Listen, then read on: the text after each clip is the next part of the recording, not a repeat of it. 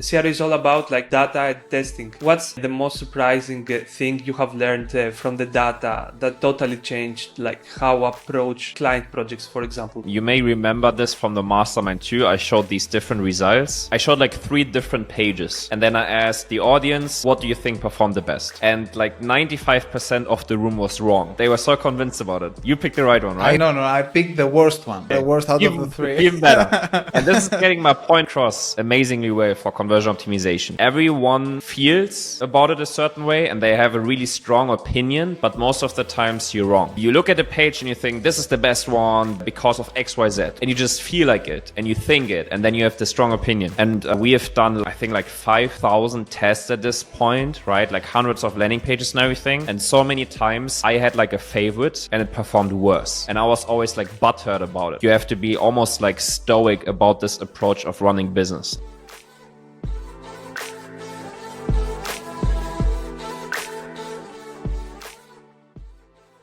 Antti, John, we have a guest today. today with us is like Karl Weisch. Karl is known as the best in his niche right now. He's doing like CRO, conversion rate optimization.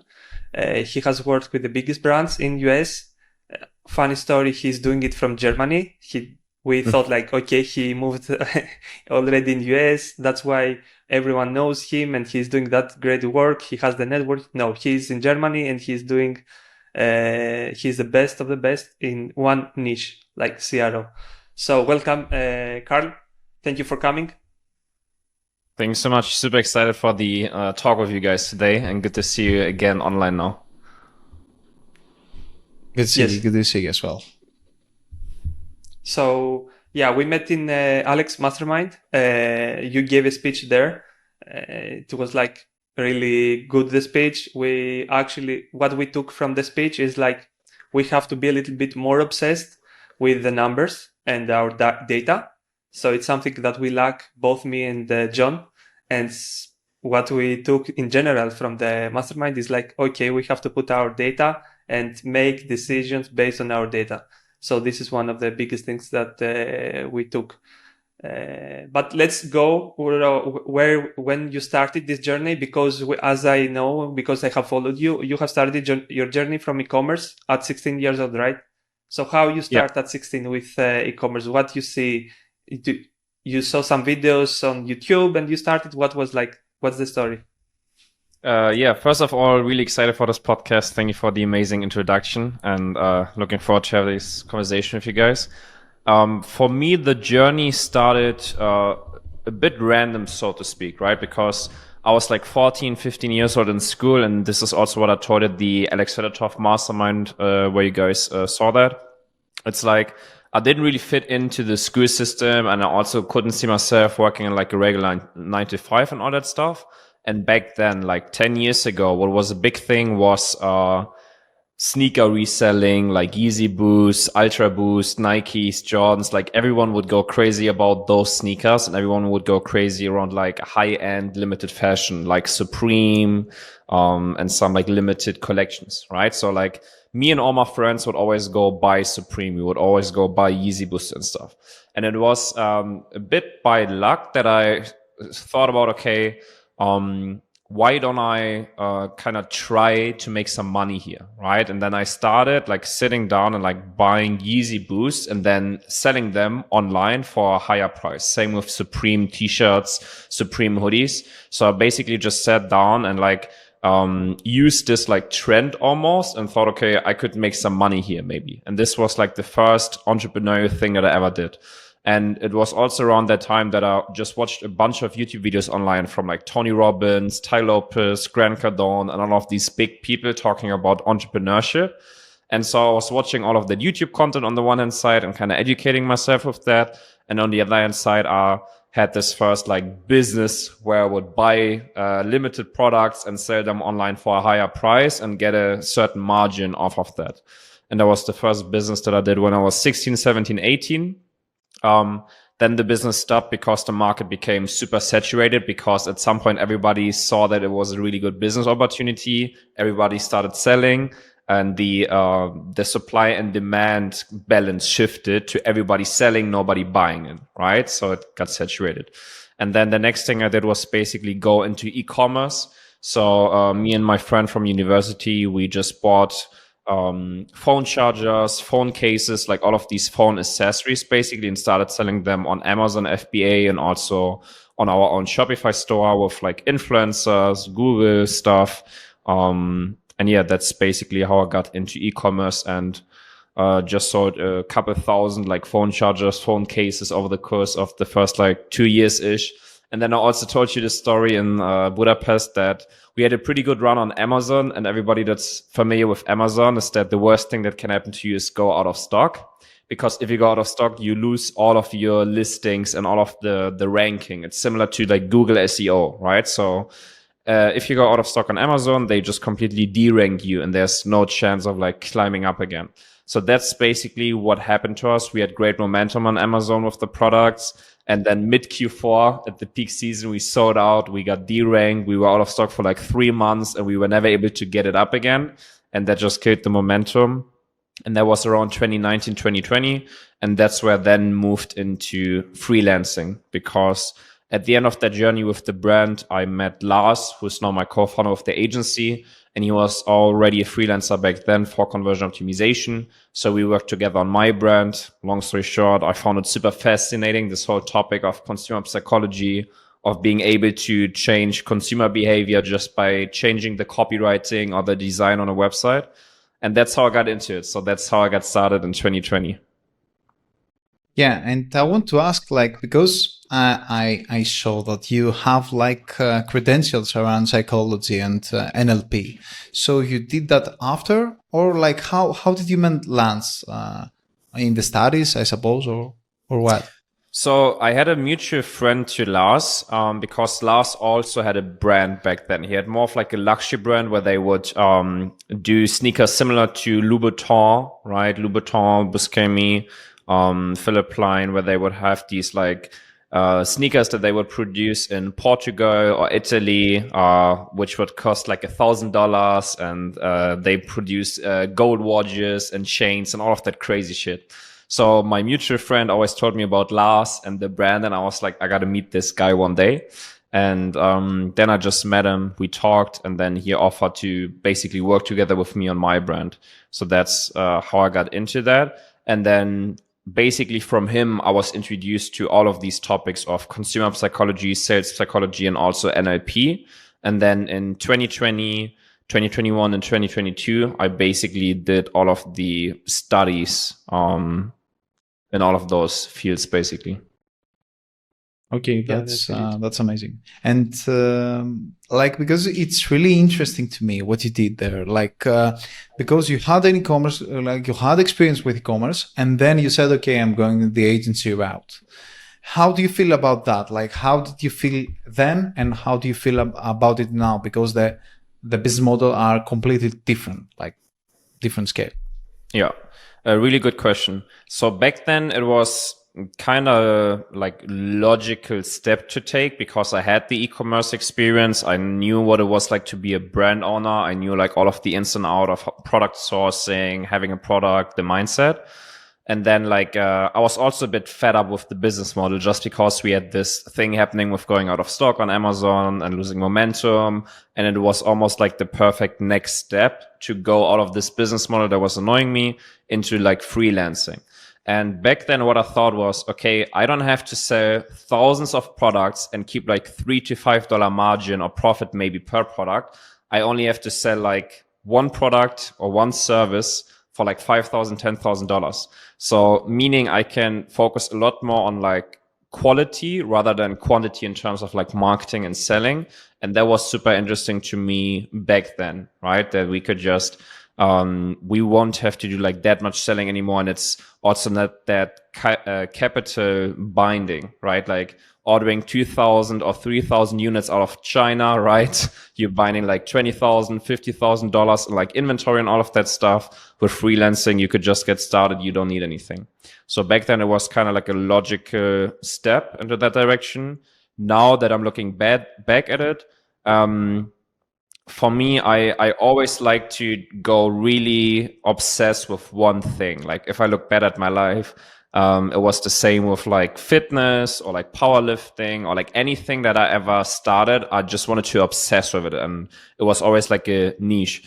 And I feel like with the agency running it, it has been the best business model for me that aligns with like my values and goals of obsessing with like certain stuff and being able to learn so much around like business, marketing, sales, managing people, building a service and all of that. So looking back, I couldn't have made a better decision basically.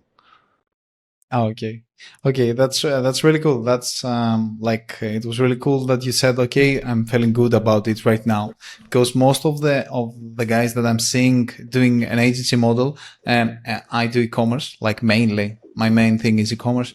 So they tell me, okay, like agency model is not scalable, like e-commerce is much better. And my feeling is, okay, like the costs are so high in e-commerce, like agency model is much better. So there is a beef, back and forth, but it's really nice to hear you, like what your thoughts are on the agency, like what your thoughts are on the debate around scalability of the ecom of the agency side.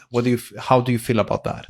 Good question. I would say, first of all, there's probably big pros and big cons to every business model, right? Yeah. So that's the first thing. In terms of scalability, yes, agency you scale with people, right? There's always some form of like linear scale to it. Like if you want to, let's say I want to add 1 million in revenue per year. That million will come from X amount of clients, depending on what I charge, and I need X amount of people to fulfill the service. So for every 1 million that I want to put on top of the agency in terms of scale, I need to have a certain amount of clients that I put on top and a certain amount of people I put on top, right? So it's always like a linear scale. There's not like any exponential scale to it, which you have in SaaS, for example. In SaaS, you build the product once, you could put 1 million people on it tomorrow and it wouldn't change anything. I think with e-commerce, there's more scalability, but it's really based on your supply chain and the product and the niche you're in, right? Let's say you have a super custom formulated supplement, then probably you're also a bit capped in terms of how quickly you can scale and scalability. And you have to do a really amazing job at managing cash flow, right? Like what you just mentioned. You have to be so smart in terms of finances, financing goals, payment terms, and managing the cash flow from like the cash you have to put into ad spend, the cash you have to put into operations, and the cash you have to put into products to be able to keep a big scale.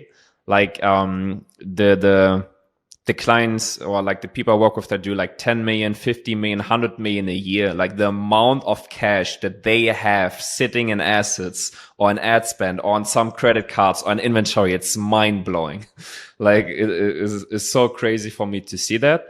But yeah, that's basically how I think about scaling. So with agency, I would say you're the most limited in terms of business models, in terms of like how quick you can scale. Yeah, and I want to understand a little bit back then when you were doing like the Amazon FBA, how much money you managed to do, and because I want to understand, like you were making like 6 figures, 7 figures, and you decided to flip and to go to the agency route. What was the numbers? What were the numbers back then from in the terms e-commerce? of the Amazon business? Yes. I think with the Amazon business, we did around like 100,000 total. Okay. But no money in your pocket, right? It was just No, reinvesting it was in like the business. every single. So we didn't do drop shipping. Like in the beginning, we would take like 10K. We would order like 200 products. We would sell those products. We would order 1,000 products. We sell them. We order 2,000. So we made this like really slow movement of like every single like revenue we made, we put it back into like ordering new products. Okay. So yeah, I totally get it. So you went to the agency. You didn't really make money to have them in your pocket to feel like this, to have this feeling, right? So when was the first time, this aha moment where you said like, oh, now this thing, I can turn it to something big? In your case, it was like the agency. When was like the moment? Probably like the first couple of clients we made, because in our first month, I think we made like 8K, 6 to 8K, and we were 2 people. So that's like 3 to 4K per person. And me back then, I was a student. My costs per month were like 1,200, right? For like my flat and like the food and going out and shit. So, I literally felt rich in the first month of being a freelancer, because with the e-commerce business model, we never took any money out, right? Because we always reinvested like every single cent for like 2 years, 3 years. So, with freelancing, I had this like success moment fairly quickly in the journey. Yeah. I have this feeling like with e-commerce, you like there are many times that you feel like that you feel poor, especially like around like Black Friday and stuff, like that you have to finance everything. Yeah, you feel definitely poor. Yeah. It's not a good thing. Yeah. And another thing that I really admire about you, like, is you are in Germany, like, and you manage to work with other people are outside Germany. Most people in Germany, as you know, like especially in Europe, we have that. We only look inside. Like we say, okay, I'm going to do an agency. I'm going to do ads for e-commerces in Germany only. Yeah. How did you like get out of this limiting belief, this limiting mindset, and you went around like and got clients outside Germany? Good question. I think, to be honest, we never really had that belief in the first place. I mean, always, I was also really lucky to have Lars, just because Lars already had like 1.5 years ish of experience before me, and he also had like the first clients before me and everything. So it wasn't like starting from zero. It was like kind of almost joining him, right?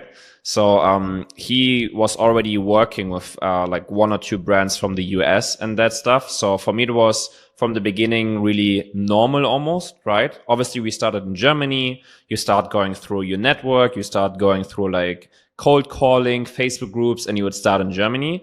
But then over time, it was just through like social media and through network that we would also get exposed to like people from Dubai, people from the Netherlands, people from America, right? So it was happening really naturally. So we never had like this limiting belief, or we would never question like, can we expand into the US? Can we expand into Australia or something, right? Because everything we do is online. So for me, like I never had a thought around, okay, what's the location that they're coming from or something.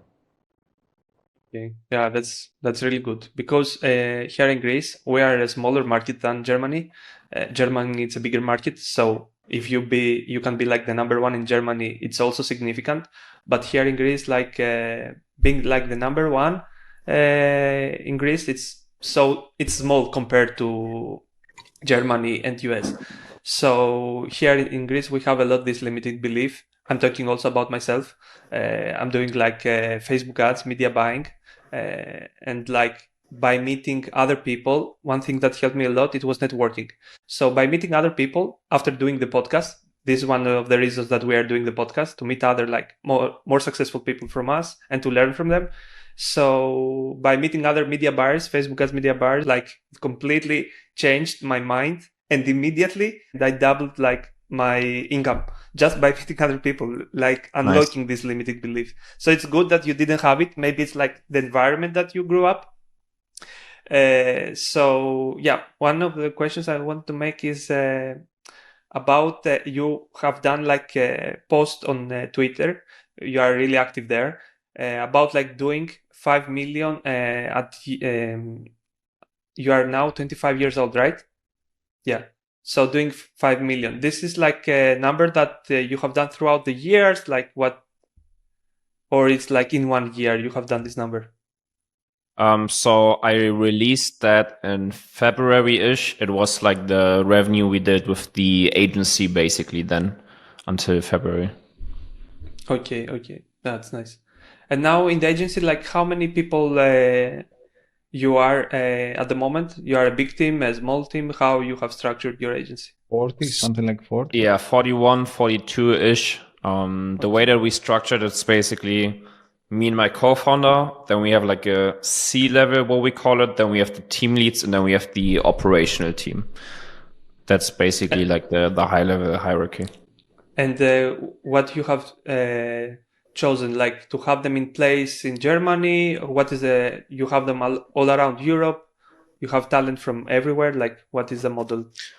So basically, we have one head office in Germany, in Hamburg, where I'm in, and then we have one office in Bosnia, in Sarajevo. So basically, the way that we've built this is that all of the key positions, like the C-level, the team leads, and also the account managers, they are German, and they are in Germany. And then all of the developers and quality management people, they are all in the office in Sarajevo. And then we also have some more Eastern European talent that are working as data specialists, right? Because we have found that German talent is really great for everything like managing operations, managing team, and also the client-facing positions. And then the Eastern European talent is amazing for everything tech-related, like development, data, all sorts of that stuff, which is why over time, we just had so many great talent in Bosnia that we started thinking, okay, let's just open up an office there, put them all in the office, like 15, 16 people, have like one guy manage everything local there. But yeah, so I would say we are hybrid a bit between like those two offices and the other people basically working remote in Germany and Europe. Yeah. Okay. That's great. That's great. Like a great setup. I've talked with many people that have all like remote or all like inside. I'm not sure. Like I think that I haven't made my mind as to what is better. Yeah, but another thing that I would like to ask about you is when I saw you presenting on Elite Mastermind, and when you talk about CRO and the psychology of the customer, you seem like top tier, like the expert at that. So I was wondering, do you utilize this expert like on a high level in your work, like in your agency, or you go hands down? Like, what is your typical day in accelerated agency? So basically, the way that me and my co-founder have structured it is that I'm doing everything on the outside. So basically, I'm responsible for representing the agency on events, marketing, doing our own events, ads, social media. So everything on the outside, and he's basically responsible for everything that's happening on the inside. So he's responsible for the team, for the fulfillment, delivery, and all of that stuff. So that's basically like how we split it. So for me, my day is really focused around marketing and content, right? So I would say like 80% of my week is really focused around creating content, creating new marketing assets, new ads, funnel VSL, or like fine tuning what I have. So I'm running ads now for our agency too, where I'm looking at the ad sets, the KPIs, right? Again, making data-driven decisions in terms of what should I scale, what should I turn off, how does my funnel need to be, how does my sales process needs to be, how does my offer need to be, how does my everything in the front end need to be, basically. And that's what I would say I will focus 80% of my time on, creating also new content, new videos, new presentations, everything I put out on social media. And then 20-ish%, I would say, I'm managing the team. I'm working with our top 1% of clients. We have like a couple of key accounts where they're like billion-dollar companies, and they expect the founding team to like manage it and not like a regular account manager. So we basically handle that. And then just a little bit of like stuff that comes up, right? With like so many people, sometimes I have to kind of give input or manage it. But yeah, like the big chunk is focused around like ads, content, marketing. Okay, that makes sense. That's why I'm seeing all of this content. Like you focus on that, and that definitely makes sense. Another thing that I would like to ask about the structure, because I really like what you do, like, and you present yourself like the best way possible online as being the expert. And I was wondering because of the agency, I'm feeling that I really know Carl Weisch as the expert. So don't you think that what's your goal like for the next 5 years? Are you do you want like eventually to sell the agency or something like that? Because right now, I have connected the agency with your personal brand, and I think it's really hard to decouple. I'm not sure. I'm just guessing. For sure. So the long story short is I don't have a 5-year goal. I feel like in the online space, everything is happening so quickly. I have like we always plan the next year, and we set like a strategic high level goal in terms of like revenue, profit, and like business strategy-ish what we want to achieve. That's the maximum time span that we look at. So for 2025, we will set it in stone probably by like November, December, by also like looking at this year and what has happened and what we want to push to. In terms of 5-year goals, I don't know. I'm honestly enjoying the journey a lot. I'm really enjoying the day-to-day that I'm working in the agency. But you're completely right. Like the agency is me right now on the outside. On the inside, not. Client delivery is completely detached from me, but on the outside, like it's basically this. I could only imagine it the way like Alex Hormozi did it with Gym Launch, where he introduced a new founder, right? And had him replace Alex over the course of like 12 to 24 months in content, ads, website, everything, where you like really slowly decrease yourself and increase like a new persona. That's the only way that I could imagine it to be, so that you can sell it one day as an asset. But yeah, I'm not sure if we want to go that route or if we want to sell it. Right now, we're just building on, we're just pursuing a couple of projects inside the agency or like around the agency. And we will give everything so it's like a sellable asset and like a really valuable asset, because then if we build it to be valuable, even if we don't want to sell it, it's still like a better business than if we wouldn't build it to sell. Yes. I wanted to ask, because John mentioned like the content that you are doing. I saw like in one of your podcasts mentioned like Twitter, it was like one of the channels that unlocked a huge amount of growth in your business. So what was like the moment? What it was like one channel, it was like some strategy, it was one case study that unlocked the growth in the agency. What was the one thing that you can, when you go back, you can say this is the thing that we did and unlocked the growth in the agency?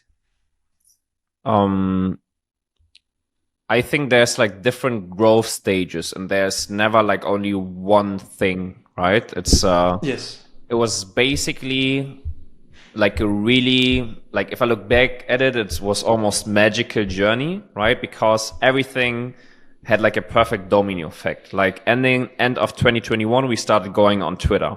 Beginning of 2022, we had like the first mastermind presentations in Dubai, in the Geek Out mastermind from Nick Shackelford.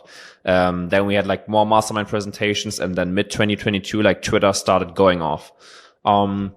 Twitter was the first big growth lever for the agency, just because we pushed so many cases, so much content on there, and we were going through the roof with like followers and impressions, and also people wanting to work with us, just because Twitter was working so well. Organic content? Yeah, all organic. Seriously? So we just started ads a year ago. Until that, like 100% organic. And then end of 2022, we started YouTube. 2023, we started doing our own events. Now we started ads, end of 2023. So it's almost always this progression, if I look at it, of like new stuff that we add into the ecosystem. And now I would say since like around half a year, we just have this ecosystem of like online and offline stuff that we do, to generate touch points with the audience and build the personal brand and like distribute value basically.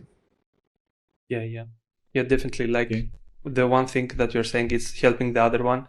So it's a little bit of everything at the end of the day. Yeah. Also the Twitter, also the masterminds that you have been, also the events, the networking, now the content that you are like heavily doing right now, you are uploading on your YouTube channel. That's great. Yeah. So I'm just saying this because like I have a lot of people, they go like, what was the one thing? And then I say Twitter was crazy. And then it's like end of 2024, and they sit down and they start Twitter, and after 2 months they're like, Carl told me Twitter is so amazing, but it's not getting me anything. Because like, bro, I started like 3 years ago, you know what I mean? So that's why I want to give some context to it. Yes, it's like you have to see like now 2024, like what's the thing? Maybe LinkedIn was in 2023, I think. It was also like a good place to start to write about your business. Now it feels a little bit saturated, the LinkedIn. But again, like you can go in and start, because when you see things around moving fast, it's what you said. It's really fast paced, this e-commerce online business. So you have to see the opportunities and to go in immediately, not to just think about them. So yeah, I think like we can switch and go like to the CRO, what you're actually doing in the agency. CRO is all about like data testing. What's the most surprising thing you have learned from the data that totally changed like how approach client projects, for example? There is. Great question. You may remember this from the mastermind too. I showed these different results, right? And I showed like 3 different pages. And then I asked the audience, what do you think performed the best? And like 95% of the room was wrong, right? They picked the wrong one, and they were so convinced about it. You picked the right one, right? No, I picked the worst one. Like the worst out of the 3. Even better. Even better. And this is getting my point across amazingly well for conversion optimization. It's that everyone feels about it a certain way and they have a really strong opinion, but most of the times you're wrong. You look at a page and you think this is the best one because of XYZ, or this performs better because of XYZ, and you just feel like it and you think it, and then you have the strong opinion. And we have done I think 5,000 tests at this point, right? Like hundreds of landing pages and everything. And so many times I had like a favorite and it performed worse. And I was always like butthurt about it. And what this showed me is that you have to take emotions out of the equation, and you cannot have like a personal favorite or personal opinion. You have to be almost like stoic about this approach of running business. You just have to look at data, have to see what the data tells you, and act on the data and not on the emotions. And that's what's so interesting about this whole conversation.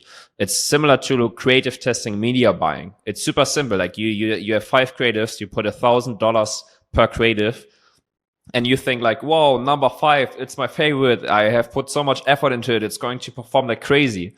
And then after like a week, the creative number 2, which looks really shitty and you hated it, had the biggest ROAS, right? And that's the same thing with conversion optimization, where it's like, you just have to be really stoic and really like rational and data driven and rely on the data and not like your gut or your emotions or what you think.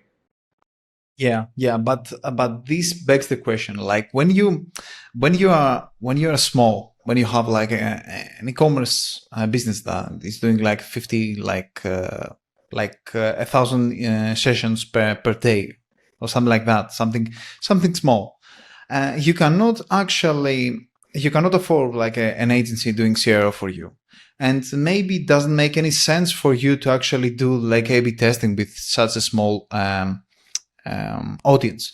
So what you do, like you go with your gut, or you still need to do testing? What do you think about that? Because I think that you have to go with your gut. What makes sense to you, at least? Make an educated guess. Great question. I mean, obviously, like in the early growth stages, you have to rely on something. I would always go rely on certain frameworks and somewhat like your gut. But basically, an e-commerce business, like I always like to say, focus on creatives and the offer until you make 200, 300, 400K a month. You don't even have to touch the website a lot until you reach that. I've had so many people come to me with like a debut theme on Shopify, and they scaled this underwear or leggings brand to like $500,000 per month, and they didn't touch the store once. They put the product images in, the title, the reviews, some product description, and most basic store, and they just scaled it because the creative was so good and the offer was so good. So that's what I like to say to people like in the early stages: obsess with the audience, obsess with the offer, and obsess with creatives. And then as soon as you have like a lot of volume on the store, like 200, 300K, then you can start obsessing with like more detailed stuff. And also with A/B testing, I wouldn't even think about A/B testing until you had like 3, 4, 500K a month, just because as a business owner, you always have to think about input-output ratio. Like you have only so much time and resources and focus for your business. You always need to be putting it into the area where you have the highest ROI. And with A/B testing, like that's why all of the brands we work with do like 8 figures minimum. The best are like 20, 50 million a year. Like if we just had a test that for this $1 billion supplement brand that I was talking about, we ran one test on the homepage, and in the first 2 weeks, we made them $1 million more because they're doing $1 billion a year. Like every percentage increase that we do, it's like $1 million. It's mind blowing, right? But that's why like the bigger it gets, the more it makes sense. So I would just in the beginning just follow frameworks, obsess with the offer, put like great product images in, great description, a lot of benefits, testimonials, and that's it. And then just scale to 200, 300, 400K, and then start going into like the nitty gritty. Yeah. And hey, Carl, I really like the example that you shared about like the 1 billion in revenue.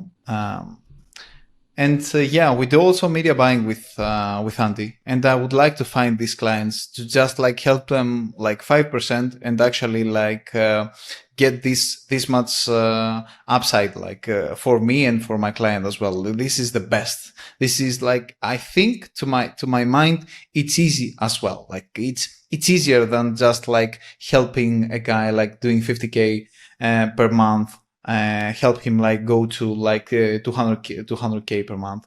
I think like to my mind, I haven't worked with these big clients, but to my mind, I think it's easier to help a bigger guy like 5%. How do I find those clients? How did you actually close this big corporation? Because to me, at least, it's something that I cannot relate.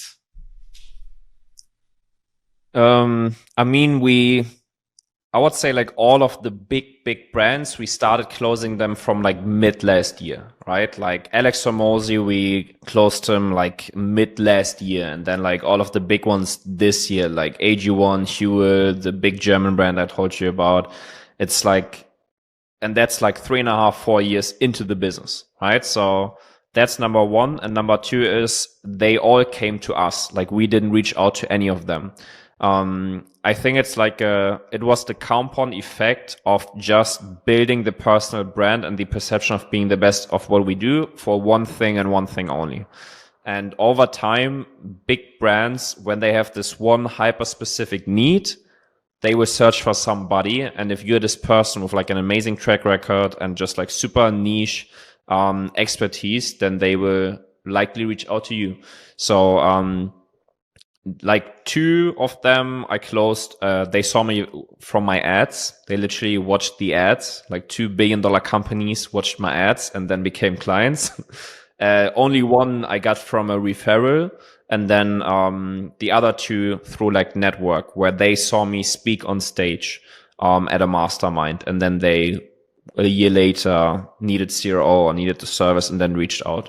So it's not really. And I get asked this question a lot, like, how can I get these clients? It's not something that I plan, right? It's more of like a result of a lot of stuff that I do to be as omnipresent as possible and build the name and the reputation as good as I can.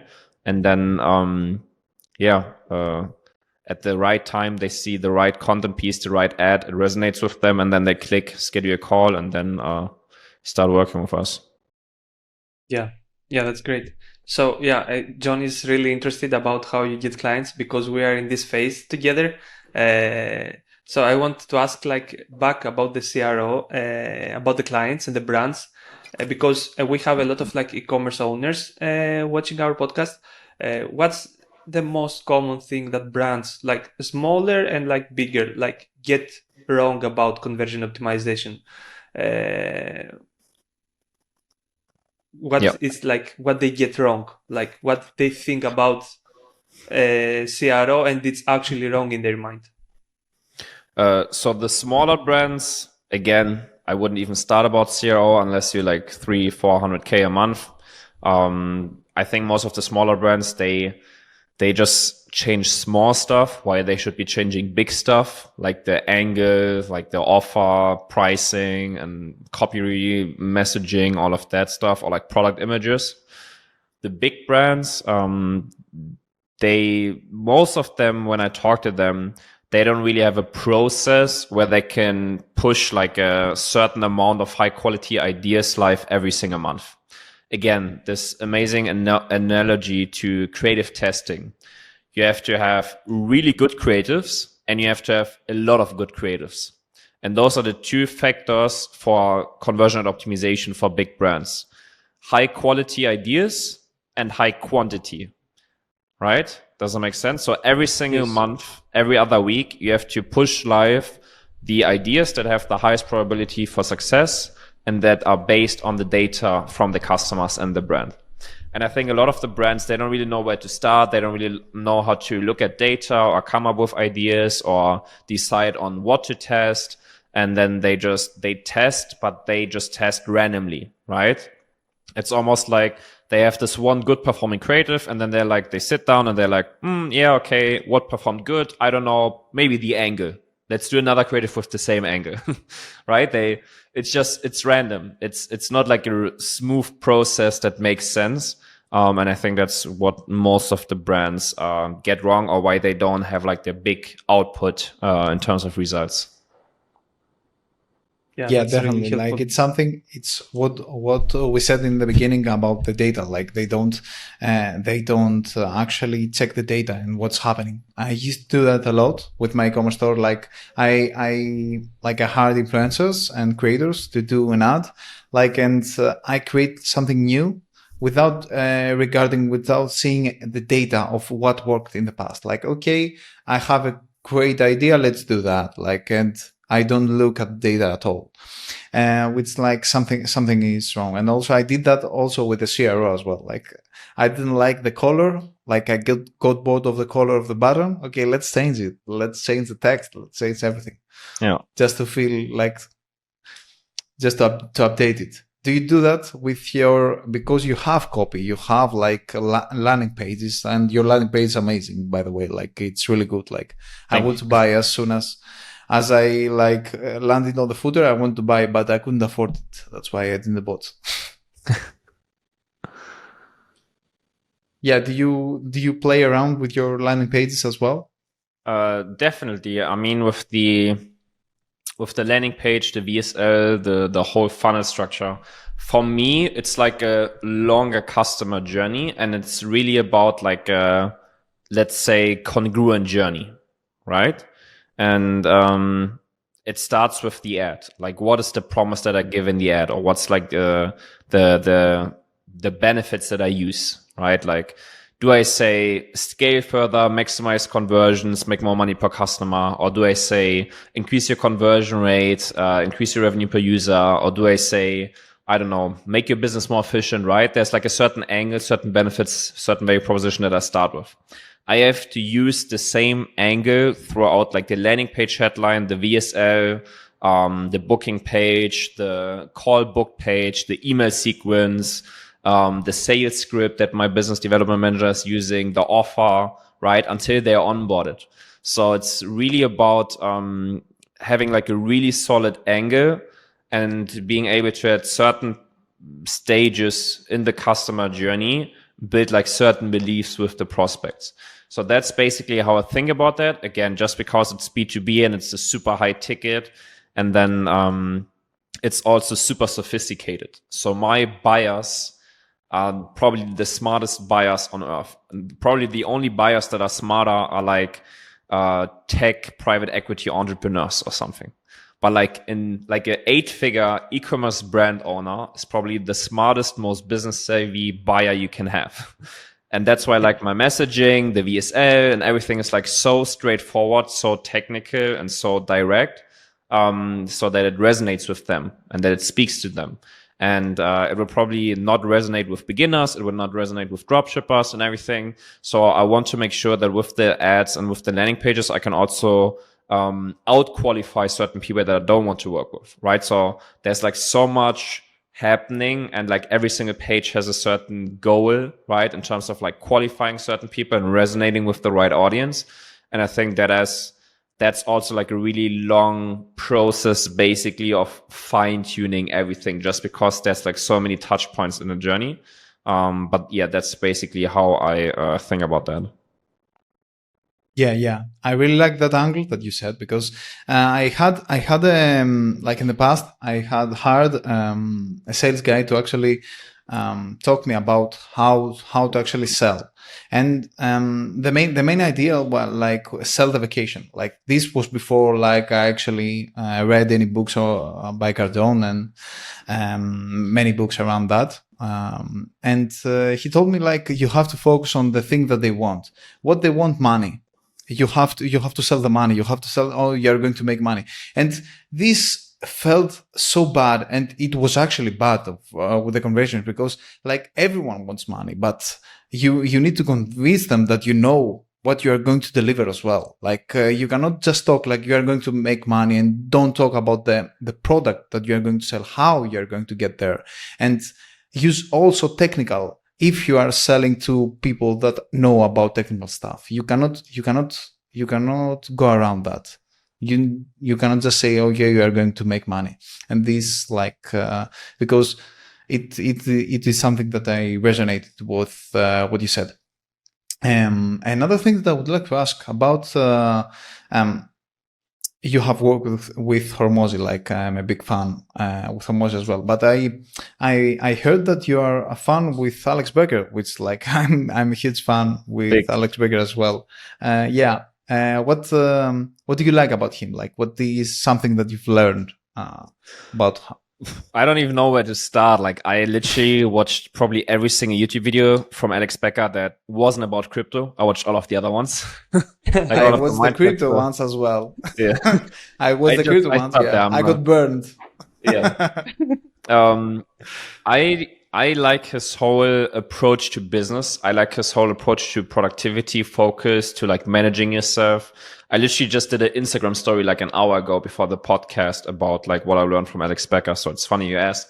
But yeah, I just resonate with that a lot, because he's almost like Sam Ovens, the way that he thinks about business.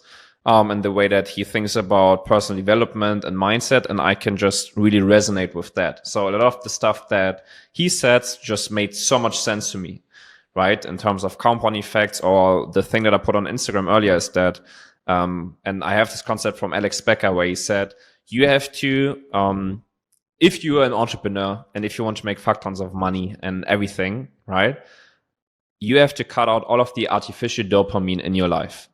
Because if you're able to reduce social media, junk food, whatever else there is that gives you quick artificial dopamine and like a dopamine overload that your brain cannot handle, in relation to that, working, going to the gym, everything that's tough feels way tougher. And so basically what I did is I reduced and cut out as much artificial dopamine as possible, and also delayed it. So my day basically is structured that first thing in the morning, I go to the gym, and then I go to work, and then I go have my lunch. And until basically 1 p.m., I don't touch my phone.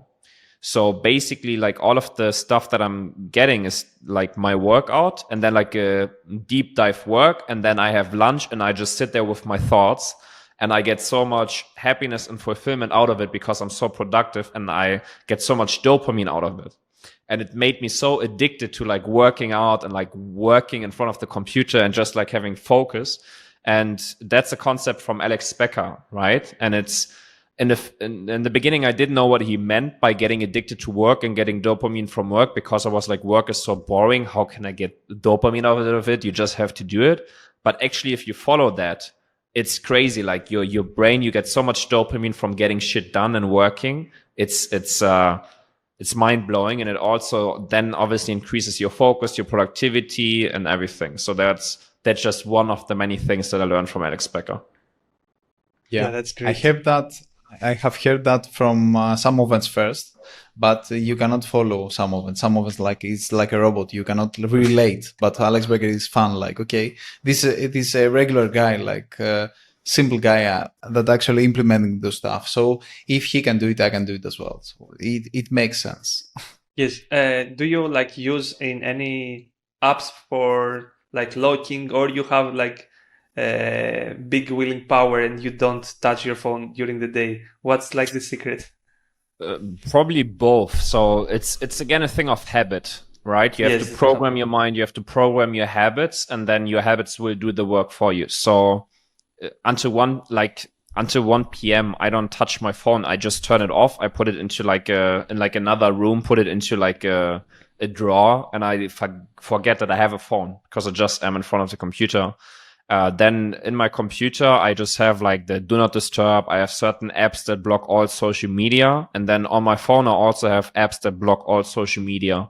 And if at like afternoon, like 2 p.m., 4 p.m., if I click on social media, it takes like 10 seconds to load and open.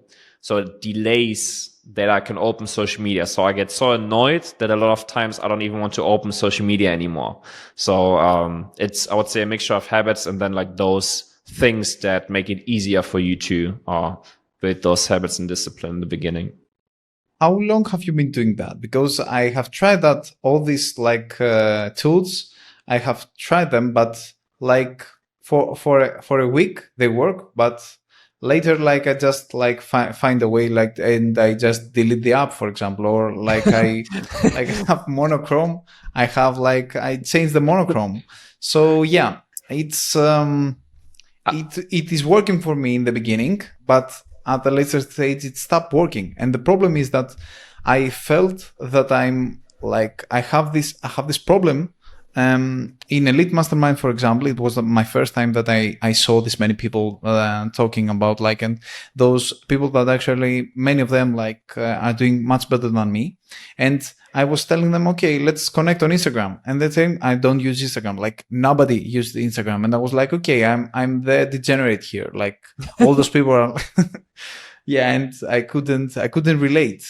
How you do that? It's basically a mixture of willpower and those apps, right? I mean, if I wouldn't need social media, right? If I mean, for me, social media is business. I need to put content out there. I need to DM with people. I need to reply to people of that stuff. If I wouldn't need social media for my business, I would not have any social media, right? So for me, it's, I just detached myself from it a lot, right? That's literally, if I would have a SaaS business or something, I wouldn't have any social media. I wouldn't even have WhatsApp. I would probably have like one phone number on like a BlackBerry or something. But in terms of like following through with that, it's again, I like to think about it as a mixture of discipline and making it easy for yourself. So if it's hard for yourself, then you probably have to change something in your routine. For me, my routine, it's like, I don't even need my phone, right? I wake up, every single step is the same every single day. I wake up, I drink a coffee, go to the gym, do my workout, go home, shower, drive to the office, get a coffee, sit down and work. 12 p.m. I go to lunch, I eat lunch, and then I use my phone to pay, and then maybe I will check my phone, and then again, I will turn my phone off, put it in a drawer in another room and work again. Maybe for you it's difficult because you still have your phone laying next to the computer or in the same room or something like that. Yeah. Or maybe you pick up your phone. See, I have my phone. I have it again in like the other room. It's turned off in the other room. Like I forget about it. Maybe maybe every single time you go make a coffee or get a water, you check your phone because it's laying there, right? It's like you also have to make it easy for yourself to stay disciplined. And it's, that's probably how I'd go about it. And there's a lot of things you just have to reprogram. For me, every single break, I would check Instagram and scroll through reels.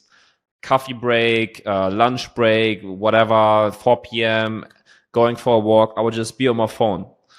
Like then, you have to change it consciously too, and make it, easy. Yeah. The main thing that I notice is that you see all those people around you doing the same thing, and you say, okay, it's normal for me to check my phone or to have the alarm clock on my phone and not buy a separate alarm clock for my phone or have my phone in the pocket.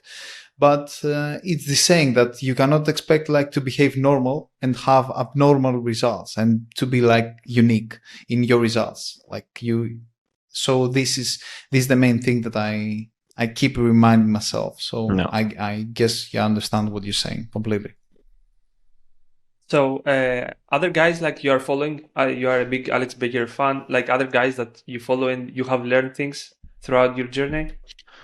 A lot. I've learned a lot from Tony Robbins. I've learned a lot from Sam Ovens, a lot from Alex Becker. Also a lot from Ty Lopez, Grant Cardone, Nick Hosman. Those would be the biggest ones probably. If I would, but by far from Tony Robbins, Sam Ovens, and Alex Becker, and then I would say like the other people. Yeah, that's great. Yeah, these are the OGs of the internet marketing, I think. So you are big into like psychology and applying it into the business and like your agency. Is there one like psychological principle like every entrepreneur should know and use? Do you have any psychological principle? Humans are slaves to their environment, and that's following up to what John just said. It's your mind is only so strong, right? There's like so many subconscious things happening and controlling you, and if you put yourself into an environment that's built for success or like what you want to achieve, then that environment will have a insane impact on you. That was like the 5 people that you spend the most time with, the places you spend the most time at, and everything. Like I obsess so much with my environment. Like, where do I live? Where do I work? Where do I go to eat or dinner? What friends do I have? What people do I look up to? What content do I consume? If you control that and are super conscious about that, you will make your life so much easier. If you like your 5 closest people that you spend the most time with are all at the same level or big ahead of you, it's the best thing that can happen. If like even one of those are like 10 steps ahead of you, you have to like catch up to him. If in your, I can just make this example from my life. 4 years ago now, I moved to Hamburg from like a small city, and I moved to this district from Hamburg that is the richest in the city. There's only villas. The average car is a Porsche, and the average watch is a nice Rolex. And every single person is wearing nice clothes. Every single person is fit and healthy, and every single person is rich. And it's just this environment. And I've been living in this environment for like almost 4 years now. It feels normal. All of my closest friends, they make hundreds of thousands of dollars per month. They all have at least one Porsche, if not 2. They all have at least 1 or 2 nice AP Patek's or even a watch collection. You know what I mean? They are all healthy. They are all fit. They are all grinding. They are all locked in. They all have amazing partnerships with their parents, with their wives, and all of that stuff. So I would just over obsess with the environment, right? Like, what environment do you put yourself in, from like your apartment, your work environment, your friends, your social circle, the restaurants you go to, because they will have a really profound impact on you. Yeah. And we need to both break up and move to Hamburg. I think this is the way. Yeah, it's actually you did it, because we are listening to this a lot of times, but actually you did it. Like, you went to a different city, you're saying, and you have around you like people like, and what I'm taking from this is like to be conscious, because a lot of things we are leaving it to our mind, to our day to day, and we don't think about it. To be conscious in every like step that we are doing. The people that we have around, from the people that we interact during the day, it's being conscious about what you are doing inside the day. Yeah, that's really great. So, John, do you have any other question? Like, because I think we are already 1 hour. We have a lot of questions here, but we don't want you to keep you. So if you have any other question, John, I don't know. No. Like, I have other questions, but I think that we can close for now, because like I really liked what what was mentioned by Carl as like the phrase, because it's really true. It's something that we have noticed a lot. Like, you don't have to learn a lot. You just have to move. You have to like change place. You have to change your environment, and everything changes miraculously. Okay, great. So thank you for coming, Carl. Do you have anything that you want to share with something that you want to share, like some last piece of advice? I don't think so. Like, I feel like this point around conscious living and the environment is like the best roundup takeaway for everyone. Yeah, that's great. Okay, then. Okay, so that's great. Thank you for coming. We appreciate you coming here today to us. So it was a really nice conversation. I hope like everyone is gonna enjoy it hearing this. So yeah, we can close, I think. Thanks so much. Okay.